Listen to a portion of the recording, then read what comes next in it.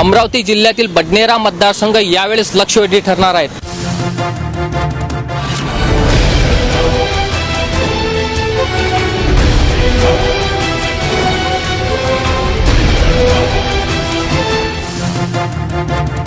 मागच्या निवडणुकीमध्ये राष्ट्रवादीचे उमेदवार सुलभाताई खोडके यांचा पराजय अपक्ष आमदार रविकुमार राणा यांनी केला होता।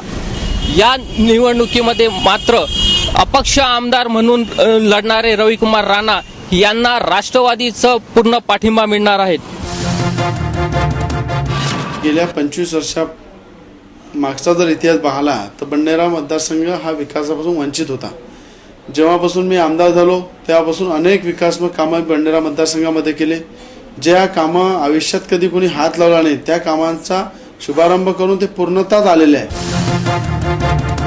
लोकसभा निवडणुकीमध्ये राष्ट्रवादीची उमेदवारी ही नवनीत कौर राणा यांना दिल्याने प्रचंड नाराज असलेले सुलभाताई खोडके यांनी पक्षाचा रामराम ठोकला आणि वराड विकास मंचाची स्थापना केली। या वराड विकास मंचाच्या स्थापनेवरून सुलभाताई खोडके या विधानसभा निवडणुकीमध्ये लढणार आहेत। म्हणजे जो या ठिकाणी लोकप्रतिनिधी निवडून येतो तो विधानसभेमध्ये आपल्या मतदारसंघाचे प्रश्न मांडू शकत नाही। म्हणजे फक्त पोस्टरबाजीच हे 5 वर्ष गेले पण विकासात्मक कामं झाली नाही। राष्ट्रवादीचे समर्थक म्हणून रविकुमार राणा व अपक्ष आमदार म्हणून सुलभाताई खोडके असं हे चित्र या मतदारसंघात राहणार आहे। या मतदारसंघातून लोकसभेमध्ये शिवसेनेचे खासदार आनंदराव अडसूळ यांना विक्रमी मतदान मिळाल्यामुळे शिवसैनिकाच्या उमेदवारांची गर्दी इथे वाढलेली आहे। मात्र या मतदारसंघातील माजी आमदार संजय बंड यांची पूर्ण तयारी झाल्यामुळे यांचा या मतदारसंघातून लढणं हे निश्चित झालेलं आहे।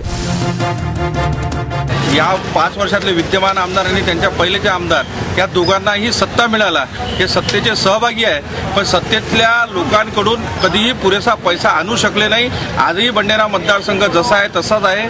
फुकटात प्रसिद्धी मिळवणारे जेवढे प्रकार असतील ते करण्यामध्ये यांना PhD प्राप्त झालेली आहे।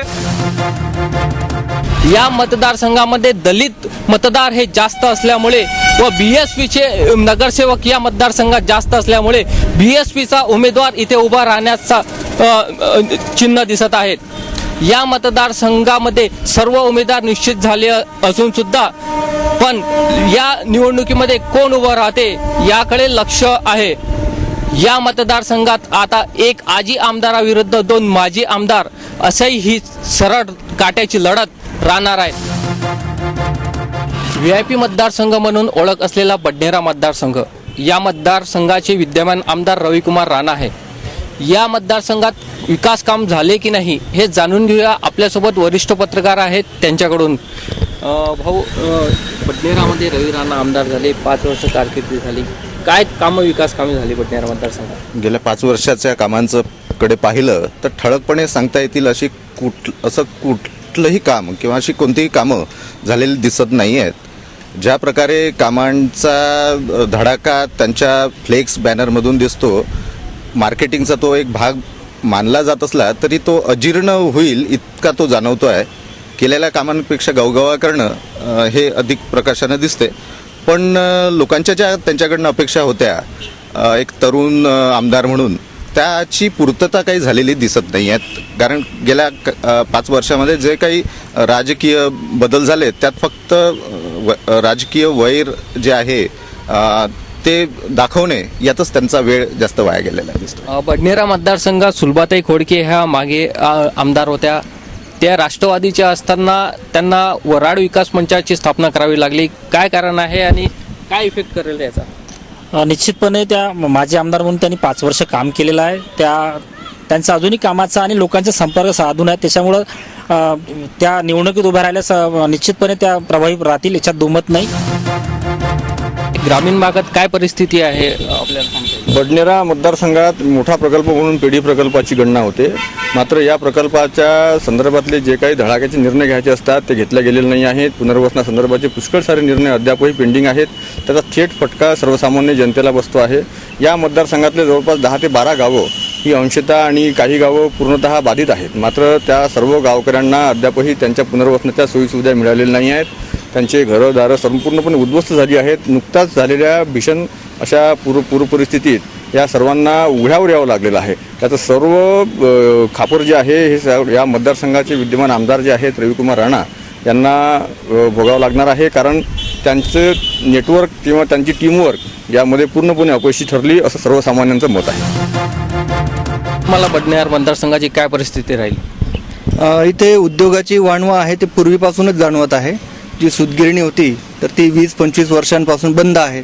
त्यासाठी अनेकदा प्रयत्नही झालेत वरिष्ठ स्तरावर, परंतु ते अद्यापही सुरू झालेले नाही.